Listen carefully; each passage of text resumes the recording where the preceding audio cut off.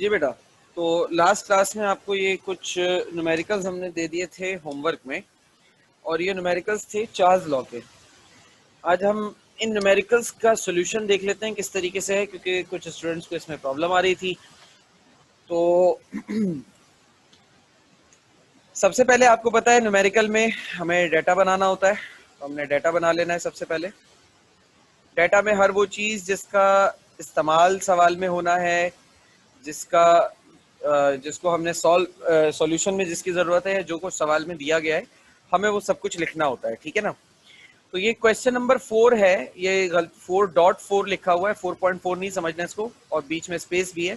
Question number 4 है 4 litres of air. तो litres, 4 litres कह रहे हैं, तो इसका मतलब वॉल्यूम दिया हुआ है बेटा। 4 litres of air is cooled from 127 degree Celsius to -73 degree Celsius. Temperature T1 दिया हुआ है 127 डिग्री सेल्सियस, और ठंडा करने का जो T2 दिया हुआ है वो दिया हुआ है -73 degree Celsius. At constant pressure, constant pressure का लफ्ज आया तो हम समझ गए कि ये चार्ल्स लॉ का न्यूमेरिकल था, मतलब चार्ल्स लॉ है। What will be the volume of the gas at lower temperature? Gas का टेम्परेचर लो करने पर वॉल्यूम क्या होगा आप ये बता दें। तो ये दूसरा एक और वॉल्यूम पूछ रहे हैं आपसे। इसका मतलब ये जो पहले दिया था ये वॉल्यूम 1 था, और ये जो अब दिया है ये वॉल्यूम 2 है, ठीक है जी अनस बेटा, ये चैप्टर 2 है। तो सॉल्यूशन देखें।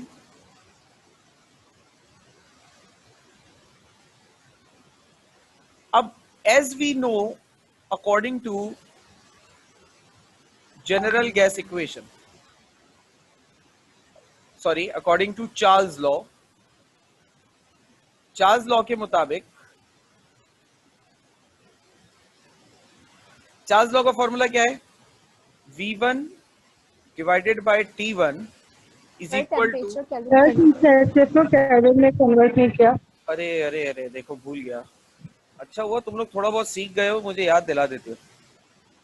हाँ भाई, 127 को प्लस किया 273 में, तो ये केल्विन में कन्वर्ट हो जाएगा 400 केल्विन्स। और यहाँ क्या है, -73 है ना, तो -73 और प्लस 273, तो आंसर क्या हो जाएगा बेटा? 200 केल्विन्स। 200 Kelvin's, good. अब फॉर्मूला एडजस्ट करना है, चूंकि मुझे V2 मालूम करना है तो इसको यहीं रहने देते हैं। बाकी सारी चीजों को उठाकर दूसरी तरफ भेजोगे तो फॉर्मूला क्या बनेगा? V1 multiply by T2 divided by T1, ठीक है, फॉर्मूला आ गया। अब वैल्यूज पुट कर लेते हैं। V2 is equal to, V1 की जगह पे V1 की वैल्यू क्या है भाई? 4 लीटर्स, 4 है, मल्टीप्लाई बाय T2 की वैल्यू क्या है भाई? 200, डिवाइडेड बाय T1 की वैल्यू क्या है भाई? 400। तो ये 2 जीरो से ये 2 जीरो कैंसिल हो जाएंगे स्ट्रेट अवे, 4 से ये 4 कैंसिल हो जाएगा। ये तो बहुत सिंपल मैथमेटिक्स थी। V2 का आंसर आ जाएगा 2 लीटर्स। मेरे ख्याल से ये वाला सवाल तुम लोगों ने कर लिया होगा, या इसमें प्रॉब्लम आ रही थी? नहीं सर, ये कर लिया। Very good. चलो अब दूसरा करते हैं। अच्छा भाई, इसका तो आंसर ही नहीं लिखा हुआ है, तो इसका तो आंसर ही नहीं है, तो सबसे पहले तो इसके आंसर का मसला है। चलो कोई मसला नहीं है, भी हम कर रहे हैं तो कर लेंगे।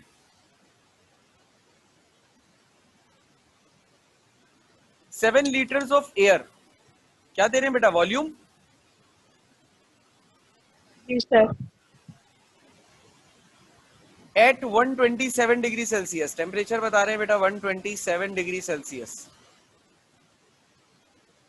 After cooling its volume become 5 litre. अच्छा, दूसरा वॉल्यूम दे रहे हैं, यानी कि ये V1 था, अब V2 बता रहे हैं 5 लीटर हो जाएगा। Find temperature at which this happens, किस टेम्परेचर पर ये हो रहा है आप वो बता दें। सिंपली T2 पूछ रहे हैं आपसे। अब सबसे पहले तो सवाल को सॉल्व करने के लिए आपको इसको केल्विन में कन्वर्ट करना पड़ेगा। 127 प्लस 273, आंसर क्या आएगा? 400 400. केल्विन्स। अब सॉल्यूशन करते हैं इसका।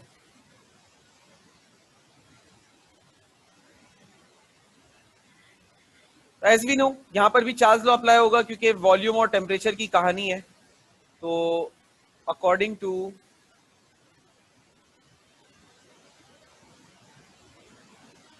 चार्ल्स लॉ, चार्ल्स लॉ के मुताबिक V1 divided by T1 is equal to V2 divided by T2। अब जब बेटा फॉर्मूला एडजस्ट करोगे तो T2 को उस तरफ भेज के क्रॉस मल्टीप्लाई करो, T2 इधर ऊपर आ गया, और T1 को उधर भेजकर मल्टीप्लाई करो, V2 मल्टीप्लाई बाय T1 हो गया, और V1 इधर आ जाएगा क्योंकि क्रॉस मल्टीप्लाई हुआ है। फॉर्मूला एडजस्टमेंट समझ में आई बेटा?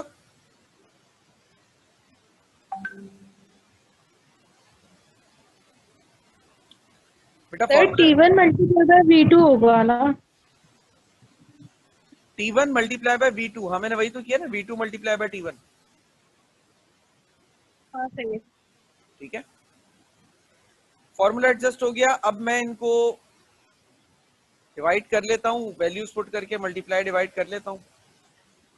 तो V2 की वैल्यू है 7 मल्टीप्लाई बाय T1 की वैल्यू है 400।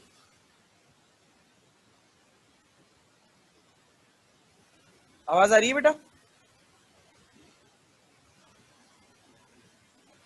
जी सर। ओके, V1 की वैल्यू क्या है बेटा? अच्छा सॉरी V2 की वैल्यू थी 5 लीटर, गलती हो गई। V2 की वैल्यू थी 5 लीटर, V1 की वैल्यू है 7 लीटर। तो इसको मल्टीप्लाई डिवाइड करो, जल्दी से आंसर बताओ।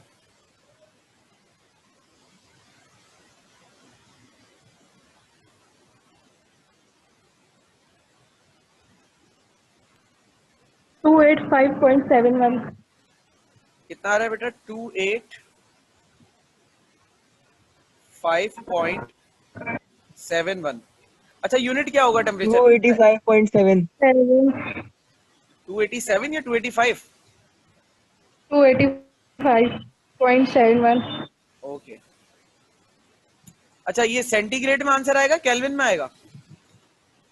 बिन क्या आएगा? Sir kelvin. केल्विन आएगा। केल्विन। लेकिन सवाल में तुम्हें आंसर सेंटीग्रेड में दिया हुआ था, मतलब सवाल में जो टेम्परेचर दिया हुआ था वो सेंटीग्रेड में दिया था। अच्छा, अगर कोई स्टूडेंट यहां पर इसको आंसर कह दे, गलत नहीं होगा, सही होगा, लेकिन बेहतर यह है कि सवाल में चूंकि आपको टेम्परेचर सेंटीग्रेड में दिया हुआ था, तो आप यहां पर भी इसे सेंटीग्रेड में कन्वर्ट कर दे, बेहतर है। तो हम बेहतर की तरफ जाते हैं। 285.71 माइनस 273, आंसर बताओ क्या आएगा सेंटीग्रेड में?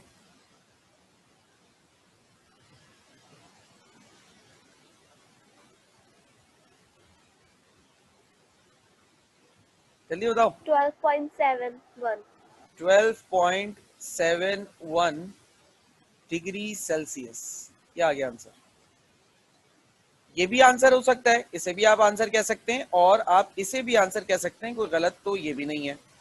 बात तो वही है, लेकिन बेहतर एक ऑप्शन होता है ना, तो हमने बेहतर आपको बता दिया, ये भी आंसर हो सकता है और ये भी आंसर हो सकता है।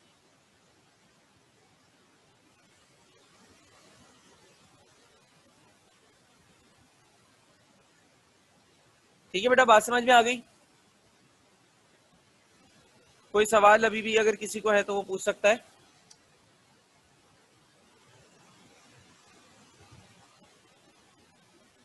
बेटा कोई सवाल इसमें? No, ओके, अच्छा अब ये जो आखिरी वाला सवाल है इसकी तरफ चलते हैं। सबसे पहले तो हमें, आपको पता है कि डेटा बनाना है।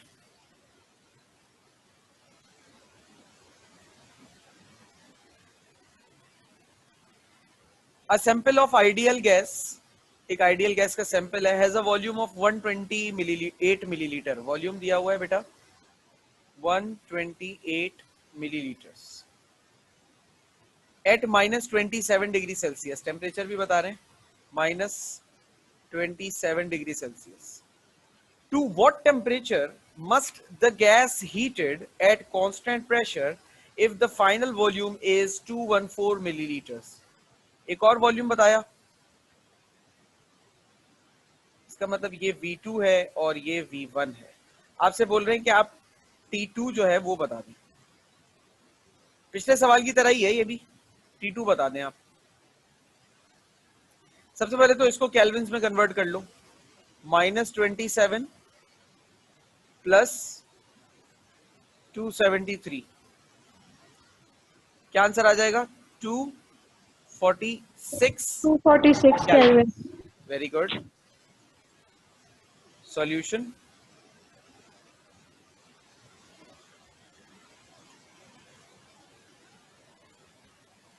अब चार्ल्स लॉ के अकॉर्डिंग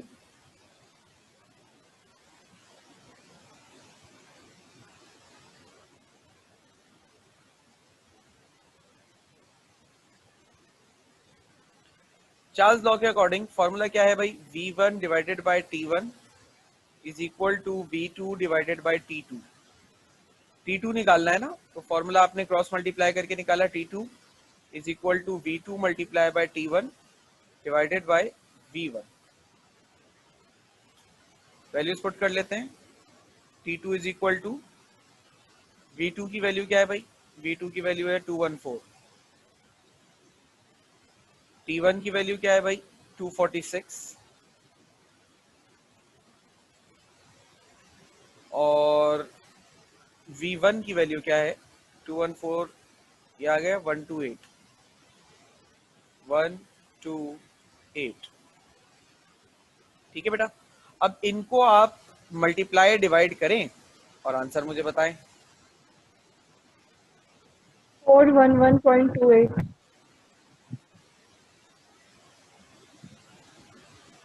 411.28.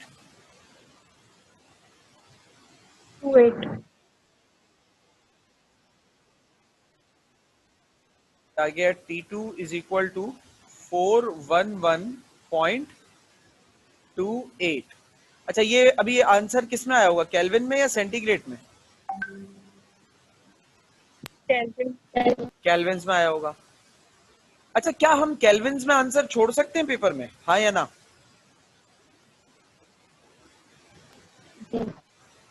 छोड़ सकते हैं नहीं?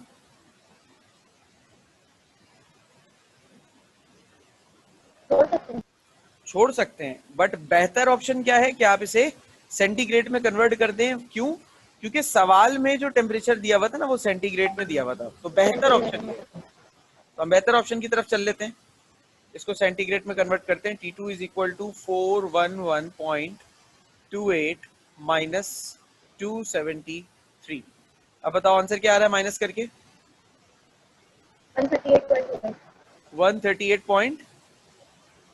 138.28 आ रहा है डिग्री सेल्सियस. ये आ गया आपके. ये भी आंसर हो सकता है, इसको भी आंसर कह सकते हैं, और ये भी आंसर हो सकता है. ऐसे भी आंसर तस्लीम किया जा सकता है. ठीक है भाई, समझ में आई बेटा बात? कोई सवाल, कोई कंफ्यूजन अभी तक? बेटा यहाँ तक कोई सवाल, कोई confusion? No, sir. Clear. Very good.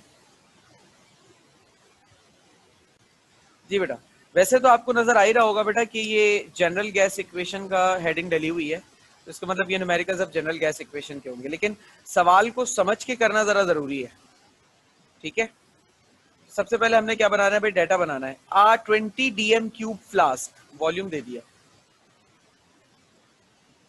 20 DM cube flask, contains hydrogen gas at 22 degree Celsius. Temperature बता रहे हैं 22 degree Celsius, under pressure of 1.2 atmosphere. Pressure बता रहे हैं 1.2 atmosphere. How many moles of H2 are present? H2 के moles कितने हैं ये आप बता दें। तो मोल्स को हम रिप्रेजेंट करते हैं बेटा N से, स्मॉल n फॉर्म सिंबल होता है मोल्स का, ये हमें बताना है। अब V वॉल्यूम दिया है, प्रेशर दिया है, टेम्परेचर दिया है, नंबर ऑफ मोल मालूम करना है।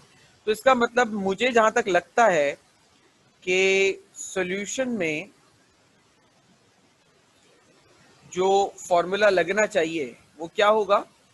सॉल्यूशन में फॉर्मूला लगेगा according V to, equals to NRT. Very good, according to general gas equation. General gas equation के मुताबिक फॉर्मूला क्या लगेगा बेटा? PV is equal to NRT। अब यहां पर PV NRT है, देखो P है, V है, T है, N मालूम करना है। R की वैल्यू नहीं पता ना, R लिख लेते हैं। R की वैल्यू तो आपको पता है, सवाल में दी हो या नहीं दी हो बेटा याद होनी चाहिए आपको R की वैल्यू। 0.0821. Very good, 0.0821। सिर्फ यहाँ पर छोड़ना नहीं है, यूनिट भी तो लिखना है आगे। क्या लिखूं? ATM dot DM cube divided by mole dot kelvin, ये यूनिट है इसका। ठीक है, याद रखना यूनिट भी।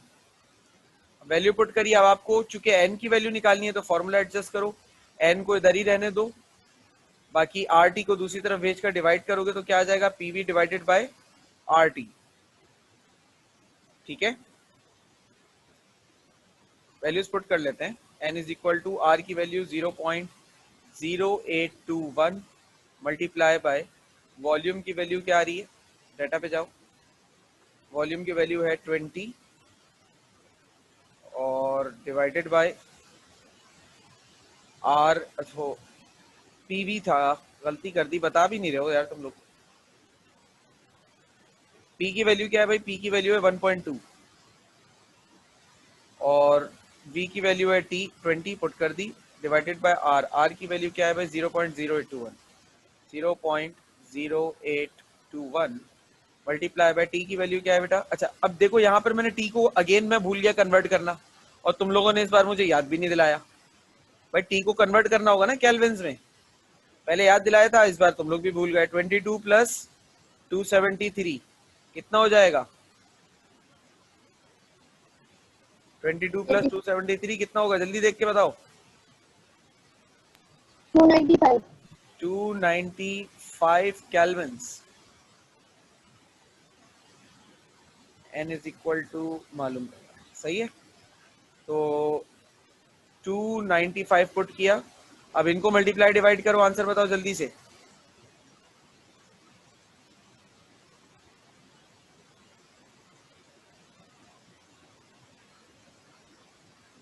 जीरो 0.99 मोल आंसर है वैसे यहाँ पर, जल्दी बताओ।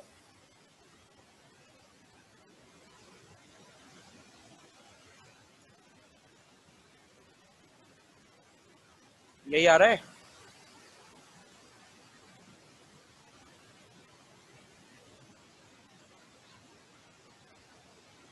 बेटा क्या हो गया, आवाज आ रही है?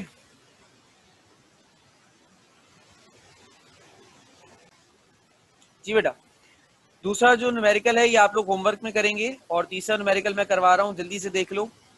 टेम्परेचर है 25 डिग्री सेल्सियस और प्रेशर है 760 टॉर। क्या कह रहे हैं? डेंसिटी मालूम करो। The molecular mass of methane, molecular mass दे रहे हैं मीथेन का, मॉलिक्यूलर मास यहां लिख लेते हैं, मॉलिक्यूलर मास। अच्छा मॉलिक्यूलर मास का यूनिट क्या होता है? जल्दी बताओ। एटॉमिक मास या मॉलिक्यूलर मास अगर हो तो उसका यूनिट क्या होता है? AMU. AMU। इतना सोच क्यों रहे हो भाई? गलत ही जवाब दो, लेकिन दो तो सही। गुड बेटे गुड, AMU।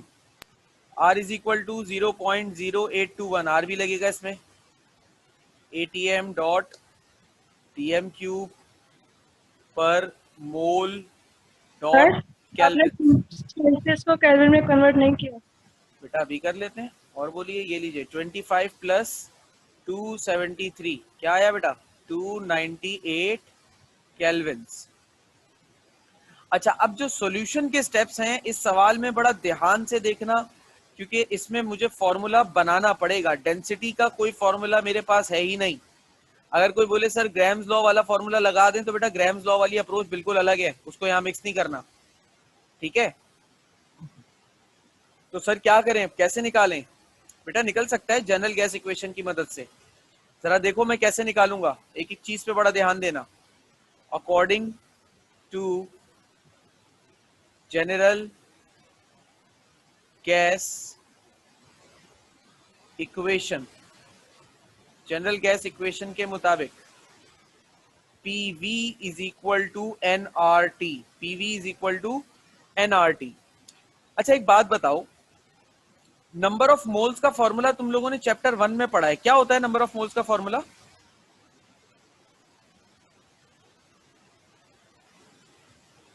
जल्दी से बताओ, मास सोचो नहीं। Upon molar mass. Mass upon molar mass. इसे हम लिखते हैं कि इसको हम कहते हैं मास ओवर मोलर मास। या आपने 9 क्लास की किताब अगर आपको थोड़ी बहुत याद हो तो 9 क्लास में हम लिखते थे given mass upon atomic mass या फॉर्मूला मास, एक ही बात होती है। इसको सिंबल्स में ऐसे लिखते हैं, W अपॉन M, ऐसे लिखते हैं इसको सिंबल्स में। तो अगर मैं इधर चाहूं नंबर ऑफ मोल्स की जगह नंबर ऑफ मोल्स का फॉर्मूला पुट कर देता हूं, W अपॉन M हो जाएगा, ठीक है। अब मैं अगर M को उधर भेजूं, क्रॉस मल्टीप्लाई करूं सिर्फ M को, और V को इधर भेजूं, यानी कि PM is equal to W upon V RT, बल्कि RT को भी उधर भेज देता हूं, यहाँ पे एक ही स्टेप में काम हो जाएगा। RT को भी उधर ही भेज देता हूं। इधर से क्या कर रहा हूं मैं, M को उधर भेज रहा हूं, RT को भी उधर भेज रहा हूं, और V को इधर ला रहा हूं। इधर M नीचे था, उस तरफ भेजूंगा ऊपर चला जाएगा। इधर RT ऊपर था, इस तरफ भेजूंगा तो RT नीचे आ जाएगा। इधर V ऊपर था, इसको भेजूंगा तो ये नीचे आ जाएगा, W अपॉन V,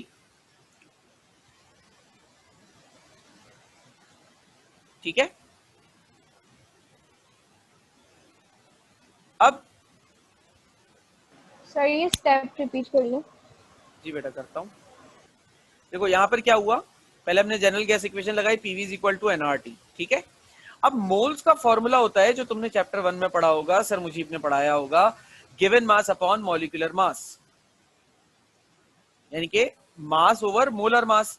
मैंने क्या किया, मैंने n की जगह पर W अपॉन m रख दिया, जो सर मुजीब ने पढ़ाया था वो रख दिया। वो रखने के बाद क्या कर रहा हूं, इधर से m को उठाकर दूसरी तरफ भेज रहा हूं, तो इधर m नीचे डिवाइड में था, दूसरी तरफ भेजूंगा वो p से जाके मल्टीप्लाई हो गया। इधर RT मल्टीप्लाई हो रहा था W से, इसको जब दूसरी तरफ भेजूंगा तो ये RT जाके डिवाइड हो जाएगा P से। और इधर से V को जब मैं दूसरी तरफ लाऊंगा तो V इधर मल्टीप्लाई हो रहा है P से, जब इसको दूसरी तरफ लाऊंगा तो V डिवाइड हो जाएगा। समझ गए कहानी? सर इसे डायरेक्ट नहीं कर सकते? कर सकते हैं।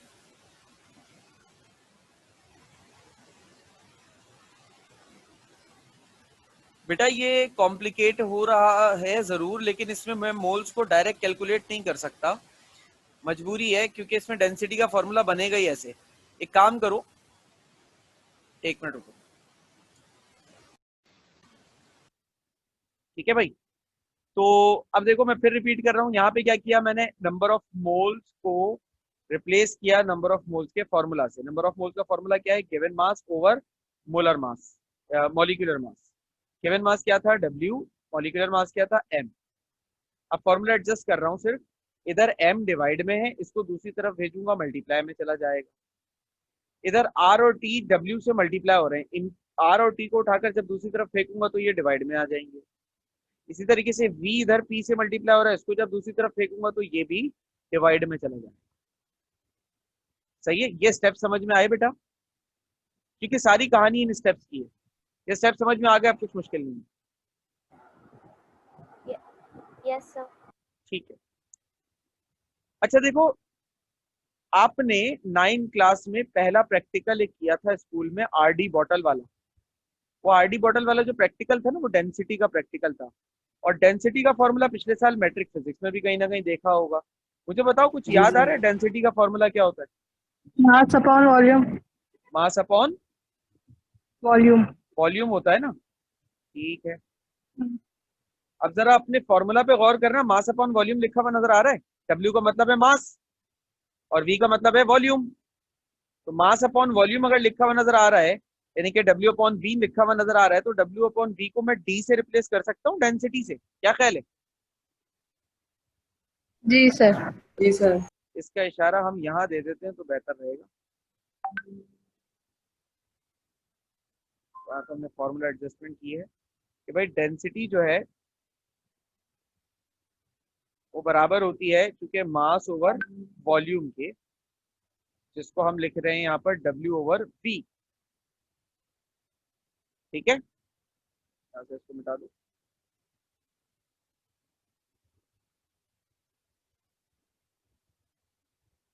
अब इधर क्या रहेगी आपके पास?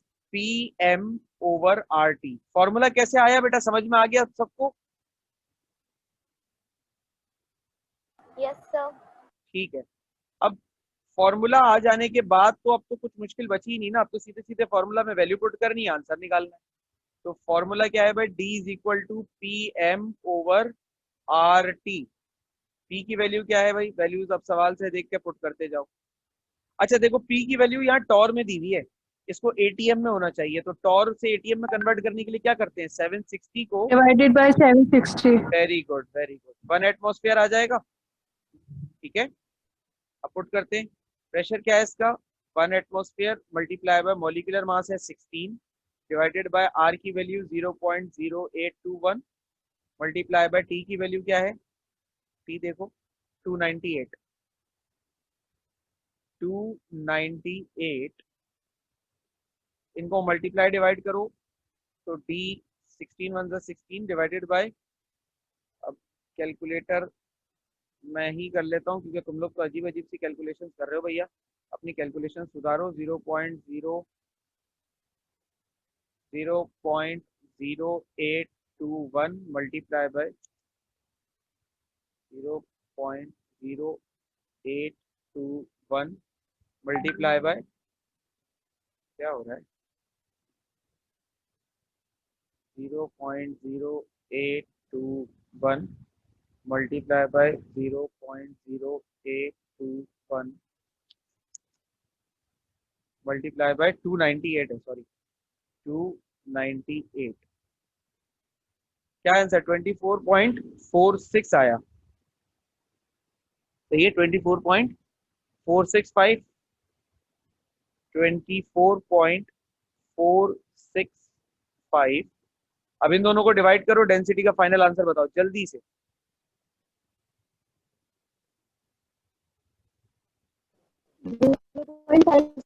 0.653। 0.653। अच्छा देखो, इसका यूनिट क्या होगा डेंसिटी का? इसका यूनिट होगा ग्राम्स पर लीटर, याद रखना, या ग्राम्स पर डीएम क्यूब, या ग्राम्स पर लीटर। लीटर और डीएम क्यूब एक ही बात होती है, ठीक है। लीटर और डीएम क्यूब का मतलब एक ही होता है, और मिलीलीटर और सीएम क्यूब का मतलब एक ही होता है, याद रखना। यहाँ पर हो जाएगा ग्राम्स पर लीटर या ग्राम्स पर डीएम क्यूब, एक ही बात। ये हो गया आपका फाइनल आंसर। असल जो यहाँ पर इस सवाल में मंतक है ना, वो कुछ नहीं है, वो सिर्फ ये फॉर्मूला निकालना है। अब सवाल ये उठता है कि सर अगर पेपर में मिसाल के तौर पे ये सवाल आ जाता है, तो हम तब तक तो इतनी प्रैक्टिस हो जाएगी ना सर, हम डायरेक्ट डेंसिटी का फॉर्मूला लगाएंगे, सॉल्यूशन कर लेंगे। तो मैं आपसे कहूंगा कि नहीं बेटा, डायरेक्ट डेंसिटी का फॉर्मूला नहीं लगेगा, आपको जनरल गैस इक्वेशन से स्टार्ट लेना पड़ेगा, पूरा फॉर्मूला ड्राइव करना पड़ेगा, और ड्राइव करके आपको आंसर निकालना पड़ेगा।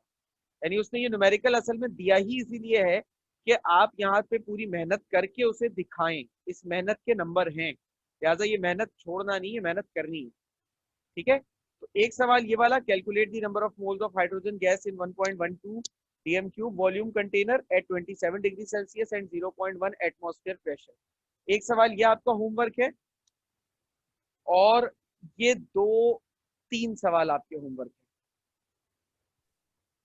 है। सर जी बेटा, ये 3 जो सवाल। फर्स्ट क्वेश्चन है उसमें आपने टेम्परेचर 22 लिखा है, 27 है। पहला वाला सवाल कहाँ पर? ये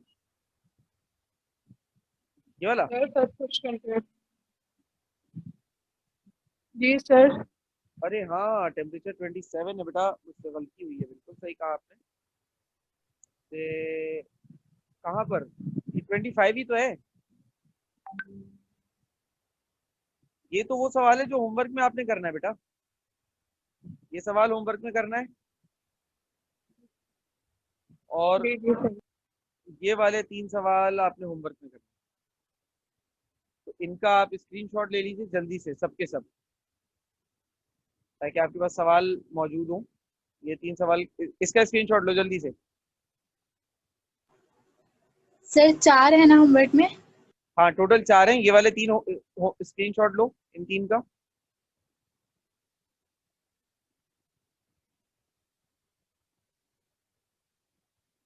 ले लिया? Yes, sir. और एक ये वाला, इसका स्क्रीनशॉट ले लो जल्दी से, ये वाला।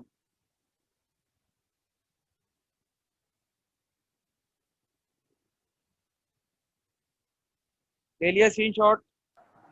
Yes, sir. जी सर। ओके बेटा, वेरी गुड। अच्छा, अब आपकी, ठीक है बेटा, अल्लाह हाफिज।